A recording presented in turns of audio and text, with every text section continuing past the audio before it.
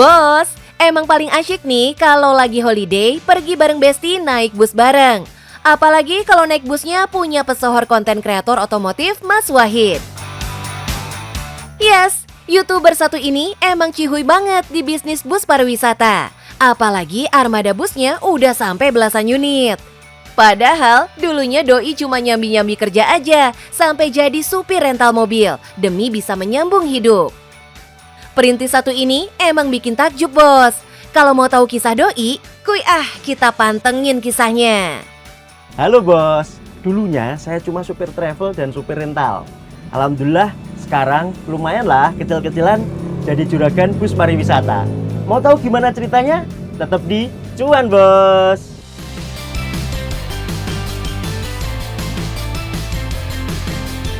Kenalin bos, Mas Wahid. Doi memulai karirnya jadi influencer yang doyan review mobil-mobil bekas. Berkat kontennya, banyak netizen kaum mendang-mending yang mau beli mobil bekas kepoin reviewnya. Makin moncer viewernya saat tahun 2020, Mas Wahid bikin konten beli bus terus dirombak. Hey, tak disangka tak diduga, malah viewersnya berlimpah bos. Beli bis yang rosok yang nggak ada mesinnya, cuma ada bodi lawas. Satu persatu saya perbaiki bodi, mesin, dan lain-lain. Bis yang kedua itu karena ada salah satu PO yang jual murah unitnya karena tidak ada kehidupan. Saya masih ada satu mobil, tak jual. Jadi sempat saya tidak punya mobil, jadi bis yang kedua.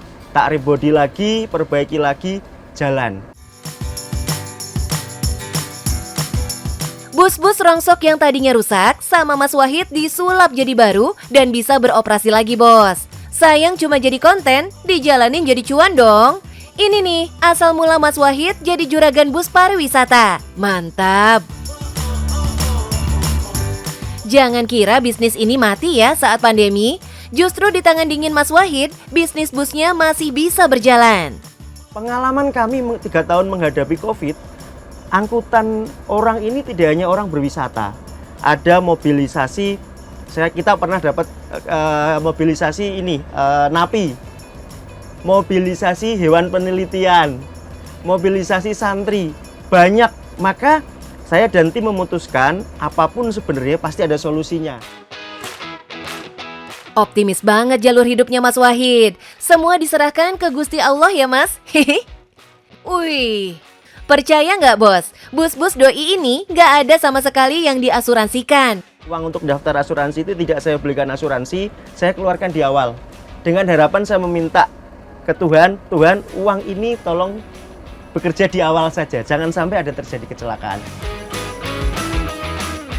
Ngeri nih ilmu doanya bos, bener-bener diijabah yang maha kuasa. Kebayang, dari 3 armada bekas bus sekarang sudah punya belasan armada. Mantul mas. Kasih tips dong Mas Wahid, gimana bisa punya armada yang safety operasionalnya, sehingga bisa aman dipakai sehari-hari. Yang pertama, kaptennya, pilotnya, pengemudinya. Fokus kita penjadwalannya, jangan sampai dia overtime dan lain-lain. Sama berikutnya adalah spare part, kita semua harus ori. Selalu utamakan kesehatan supir dan keamanan operasional kendaraannya bos.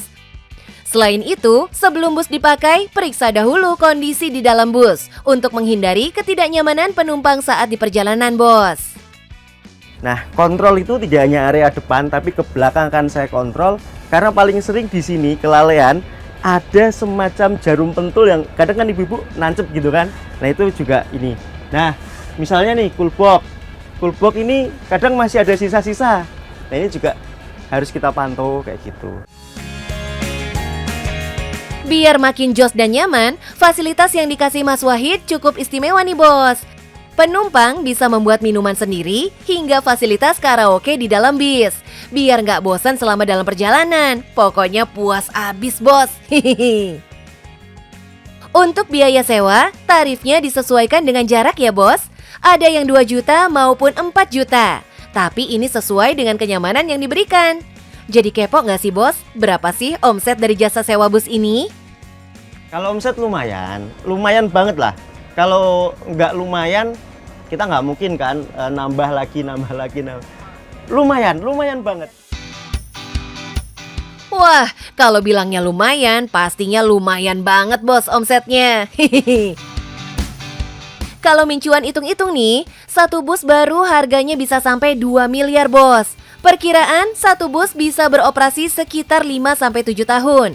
Jadi udah bisa dikira-kira dong berapa omsetnya bos. Tapi jauh dari masa kejayaannya sekarang, Mas Wahid udah banyak menjalani pahitnya hidup. Doi pernah nyambi-nyambi kerjaan buat bertahan hidup sampai pernah jadi supir juga.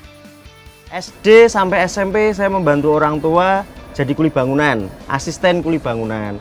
SMA saya jadi tukang parkir sekaligus tukang ojek. Kuliah nekat banget, nggak dapat jatah dari orang tua. Saya tidur di masjid, tapi saya sambilan kerja jadi tukang koran, jadi tukang cuci motor. Hampir semuanya saya lakuin lah, banyak hal. Wih, benar-benar ya hidupnya Mas Wahid penuh dengan perjuangan. Kecintaan Doi pada bus bukan sembarang cinta ya. Punya pengalamannya nyambung hidup dengan bus, jadi motivasi Mas Wahid pengen punya usaha ini. SMA itu saya pernah punya kerjaan jual obat jerawat. Saya sempat ke Surabaya sering bahkan, jadi kelar sekolah saya berangkat ke Surabaya naik bis, pulangnya saya kembali ke Jawa Tengah lagi, sekolah lagi paginya. Itu bisa tercapai karena bantuan bis. Jadi dari situlah secinta itu saya sama bis, sehingga saya pernah punya pikiran gini, saya belum mau mati kalau belum punya bis. Masya Allah, sekarang terkabul dong Mas Wahid doanya. Emang benar ya bos, kudu punya mimpi. Percaya dan kerjakan semampu kita. Sisanya biar urusan yang di atas. Sukses terus Mas Wahid. Bos, kalau mau memulai usaha, terutamanya transportasi, jangan gengsi ya. Dari pengalaman saya, kalau gengsi bakalan bubrah.